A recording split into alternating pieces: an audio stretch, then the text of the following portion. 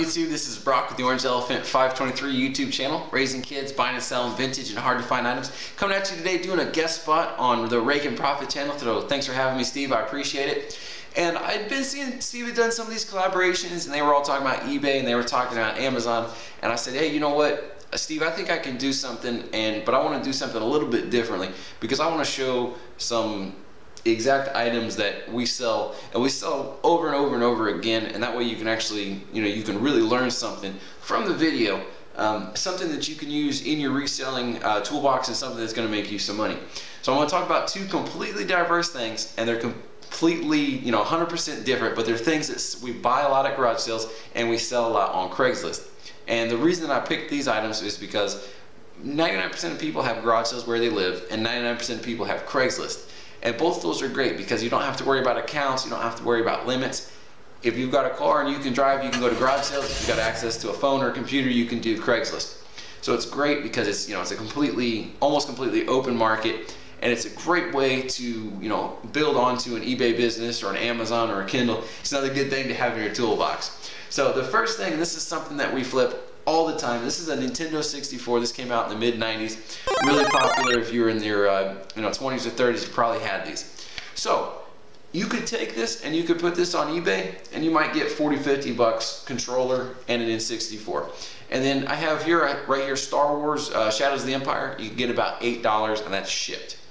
So those prices, they can fluctuate a little bit depending upon if the auction did well or the auction didn't do well and condition. But I like to do things a little bit differently, okay? You're looking at a decent bit of shipping, and you're looking at a decent bit of fees once you add all that up, and you got to ship it out, then you got to worry about returns. What I like to do is I like to make a bundle for Craigslist, and that's something kind of completely different. Not a lot of people do it, and that's why it's so successful. So I'll get a game, and you don't want to do a high dollar game, but you want to do a game that's fun and that's noticeable. Star Wars, Madden, racing, things like that. Things that we've all played, like a lot of people have played, and that they remember as part of their childhood. And then you put it together with a controller and with a Nintendo 64, and you just built a bundle, and it's boom, somebody can come, they can give you cash, and they can go home and they can start playing Nintendo 64 right away. Now normally I get about 40, 45 bucks for a bundle like this. So is it the absolute best way to squeeze out the most profit? Not necessarily, but it allows you to take 3 items together, boom, put them on Craigslist, and you can get fast cash, and then you can go reinvest that cash and do more with your business. So that's something, and this works for original Nintendos, this works for GameCubes, this works for the Super Nintendo. Get yourself a bundle together, and then you can throw it up on Craigslist. Now with Craigslist, everybody's always concerned about the Craigslist boogeyman, so absolutely be 100% safe. I recommend using a Google Voice account, and you can drop me a comment if you need to know what that is. It's a way to protect your phone number so the crazy Craigslist people don't get it. And then I always encourage people, meet inside of a Starbucks, all right? I know we see things like, oh, you should meet in a well-lit parking lot. I really don't think that's a good idea, especially if it's going to be late at night, or if it's going to be early in the morning, something like that. Parking lot, in my opinion, not the safest. That's why I like to meet inside of a Starbucks or another really nice coffee shop. There's something about that nice environment that just makes people behave. So that's for the video games. So definitely add that to your toolbox if you're if you're out at the garage sales. And Craigslist is great because if you got a system, maybe it's got some scratches on it, or maybe it's got some weird paint, or maybe you've got a joystick that it's just not cosmetically in great shape, but it still works perfectly. You're gonna have a lot fewer issues selling that on Craigslist, because then you can just tell them, hey, listen, yeah, it's got some scratches, but you're getting a good deal. Because don't forget, let's say you sold all this on eBay, and you were able to net 50 bucks. Well, don't forget, if your person gets on eBay and they buy this for 40, and they buy this for 15, and this for 8, they got to pay the full amount. You don't get anything for the fact that your fees and your shipping. That hurts you. Your customer still has to pay the full amount, and that's why this does so well, because people say, okay, realistically he could sell this on eBay and get 40, 50 bucks. But if I go on eBay and I want to buy it, it's going to cost me 50, 60, 65, 70 bucks. So it's just a good way to keep that in mind. And you want to add value, and you want something that's just boom, ready to play. And it's a great, quick, repeatable flip. So the other thing that we sell, and we do quite well, if you see this massive, this is an armoire, this wooden piece, we just did a video. My wife actually sniped this on eBay. She got it for 200 bucks. This is probably anywhere from $500 to $700, and she did a good job with that.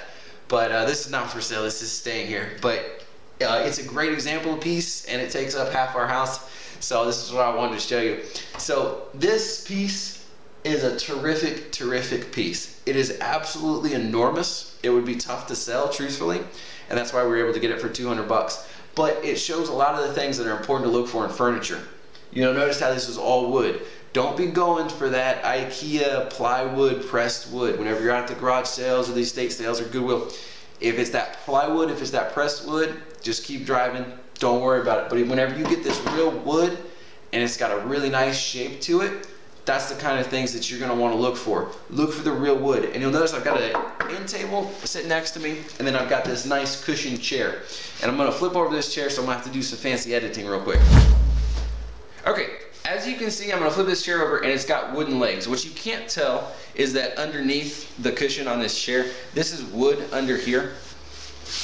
Okay, so this underneath this chair, this is all wood under here. The wood's in really good shape, and this gets into what you would known as good bones. Whenever you're out there, you're picking, you're sourcing, whatever you want to call it, you want to look for items with good bones. This chair right here, this is something we have in our personal living room. It's in great shape, and you know, this is a chair I could get about 50 bucks for. All right. What you want to look for, like I said, the real wood pieces. If you can get some chairs where they have the wooden arms, where the back is wooden, or you've got where it's the real high, like a wingback chair would be the term you're looking for. It kind of looks like a fancy lazy boy that doesn't recline. That's what I think of. So it's a chair with a really high back, and then it's got wood on the top. That's the kind of chairs that you're going to want to be getting into. So anytime you can get furniture, it will always sell better if you can get a pair. So you can get a pair of chairs, a pair of end tables. That's whenever you're going to do really well.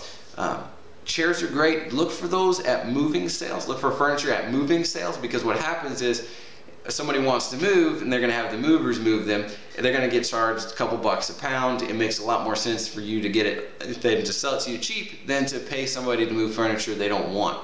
So whenever you're out there, definitely look for the good bones. If you check out the channel Netflix, I think it's called Flea Market Flip. It's a TV show, and you can get a good idea for what they're looking at. There's only so much furniture that I can show you in a quick YouTube video. But when you're out there, look for those good wood pieces. The real wood is what's going to sell. Normally, I want to get into a chair for $5 to $10, and then I'm going to sell that chair for $20 to $30. Now, if I get a pair of chairs, that's when I'm getting about 50 bucks for the chairs. So, are these quick secret make $1 million tips? No, but it's something that you can add, and then that way, whenever you're at the garage sale, and you know, if I show to a garage sale and because they had snowboard boots in their ad for their Craigslist ad, well, maybe somebody beat me to the snowboard boots. Well, then I can take a look around. You know, I can look at video games and I can look at furniture, because I think it's really important to be diverse whenever you're out picking. Some people do extremely well. Some people only sell one item. Some people only sell furniture. Some people only sell video games. All about, you know, adding that diversification and just giving you the maximum amount of success. So if you like this video and it helped you out, please leave Steve a like down below. If you've got questions for me, definitely drop a comment and tag me, the Orange Elephant 523. I'll be sure to watch these. So thank you very much, Steve. Had fun being here, and I'll see you next time. Same bat time, different bat channel, because it'll be on the Orange Elephant.